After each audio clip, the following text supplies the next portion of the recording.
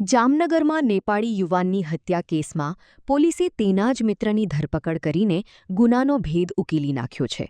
Green city નજીકથી 28 વર્ષીય તપેન્દ્ર સાઉદનો લોહીલુહાણ મૃતદેહ મળી આવ્યો હતો, જેમાં માથામાં પથ્થર મારી હત્યા કરાઈ હોવાનું પોસ્ટમોર્ટમમાં સામે આવ્યું હતું. તપાસ દરમિયાન આરોપી રાકેશ ઉર્ફે રામુ છેત્રીની અટકાયત કરવામાં આવી છે. પોલીસ પૂછપરછમાં આરોપીએ પત્ની વિશે કરાયેલી ટીકા ટિપ્પણીથી ઉશ્કેરાઈ પથ્થર મારી હત્યા કરી હોવાની કબૂલાત કરી છે. હાલ પોલીસ દ્વારા સમગ્ર મામલે વધુ તપાસ હાથ ધરવામાં આવી રહી છે.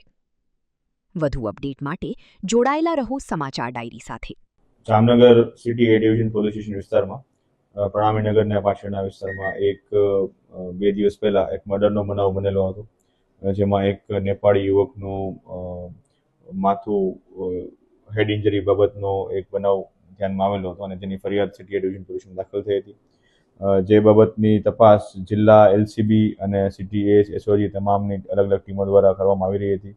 આરોપીમાં તેની શોધખોળ ચાલુ હતી, જેની તપાસ દરમિયાન એલસીબી દ્વારા એક આરોપી જેનું નામ છે રામ બહાદુર ઉર્ફે રાકેશ જોગીભાઈ ક્ષેત્રી, એ પણ મૂળ નેપાળના હોય અને હાલ ઘણા ટાઈમથી અહીંયા જામનગર ખાતે વસવાટ કરતા હોય, એની આરોપીની અટક કરવામાં આવેલો છે.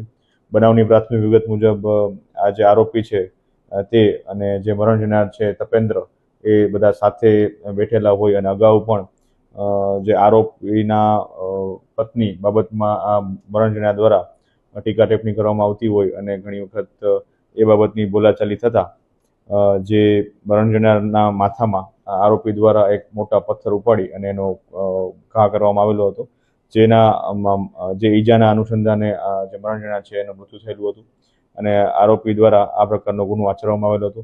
જે બાબતને અનુલક્ષીને સિટી એ ડિવિઝન પોલીસ સ્ટેશન દ્વારા આરોપીને હાલ પોલીસ કસ્ટડી અટકમાં લેવામાં આવેલો છે અને હાલ તેને કોર્ટ સમક્ષ રજૂ કરી અને આગળના પોલીસ રિમાન્ડ માટેની કાર્યવાહી કરવામાં આવશે. તેમજ આ બનાવ બાબતે જેટલા પણ સાયન્ટિફિક અને અન્ય નજરે જોનાર શાયદોના વગેરેના પુરાવાઓ છે તે બાબતની તપાસ હાલ કરવામાં આવશે. બની શકે તેટલા સાંયોગિક પુરાવા મેળવવામાં આવશે કે જેથી કરીને આરોપીને વધુમાં વધુ કડક સજા થઈ શકે.